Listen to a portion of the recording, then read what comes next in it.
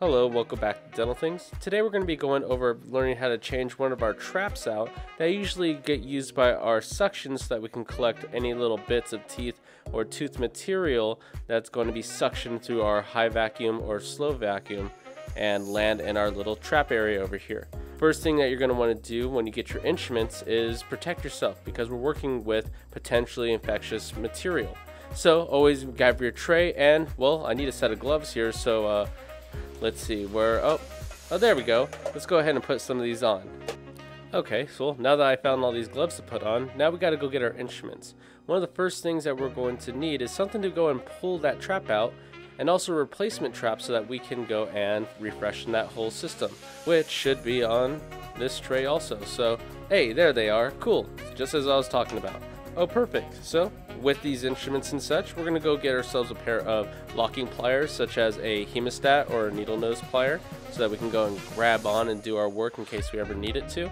And our replacement trap here that matches our system that we're using here in this operatory today. Some of them may be different, such as ones that might have these two circular holes that are right in the middle or a little bit elevated, but there's going to usually be a post that sticks out right in the middle for easy grabbing and removal.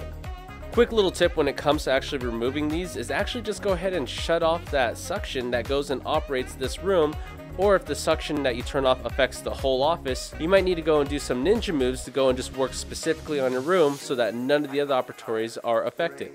In the certain case that your suction just affects your room, if you go and follow your suction tubes all the way down and through this little U shape, you can find that, hey, this is going to be where the trap is, especially on this dental unit chair.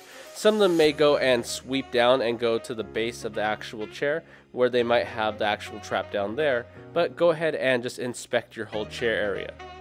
So now that I have access to my actual dental trap, I can go ahead and, with the suction off, go ahead and remove the cap that's going to guard all the little nasties that got caught in there. So with a little bit of power and a little bit of wiggle, keep this cap off the side, but because it has all this different gunk and such, you might go about wiping it with a Cavicide wipe or some type of disinfectant wipe and putting it off to the side. Usually on the edges of these little things are going to have these O-rings that's going to keep everything nice and sealed. It might be a good time to go and clean that or get a new O-ring to refresh this whole unit so that seal is kept nice and proper. So I'm going to go put this off to the side for right now, and we're going to go move on to our next step, which is going to be using our locking pliers to remove our piece. Now when we go and remove our trap from in here, it's good to keep your trash bin right nearby so that we can go and dispose of it properly in that little area. So I'm going to go take my locking pliers, I'm going to go and grasp at that post that's in here, and I'm going to give it a gentle wiggle. Don't go and put too much force so it doesn't go and just splatter everywhere along the room. So we get this and do just a gentle remove. You can tell that it has been changed for a while by the color of the actual trap. This one has turned pink because we have used a lot of disclosing solution. If I was to go and look inside of our actual unit, you can see that there's a lot of these different dental materials that are going to be captured in this little trap. Now this is normally going to just go and just be disposed of in the garbage can, but let's see how much was actually captured in this little venture that we have here. Let's go ahead and see our spoils from our little capture and see how much actually got caught. That's a lot of potentially infectious material that was captured right there. A lot of bits of amalgam, a lot of different little tooth pieces or anything that may have been captured. Definitely great that our trap actually caught all those. But for the most part, this is going to be gone and disposed away in our garbage, and a new one is going to be replacing it. Now, of course, because I touched that trap or any of the contents that are in here, we're going to need to go and change my gloves to make sure that I don't accidentally touch anything else. But before I go anywhere, let me go ahead and insert my nice clean trap that I have into this area. I'm just going to go follow the same direction as I went and took it out from, and just go and make sure that it's inserted firmly and all the way down. You can use your pliers to make sure that's all the way pressed in. And the difficult part sometimes comes when we go back to our actual lid. Once you're done refreshing or cleaning it, we are going to go and insert it, making sure that we keep note of this little lip that's inside. It has a slope going, and we need to make sure it matches the last way that it was removed. So we need to make sure that this slope is open so that material can come in this direction. So I'm just going to go and push it in, line it up, and it should snap right back on, making sure that it completes that seal. And there we go. That's how we go about changing our trap. Let's go make sure that we take off our gloves and we go and wipe down any of these little pieces or suctions that we may have taken a hold of.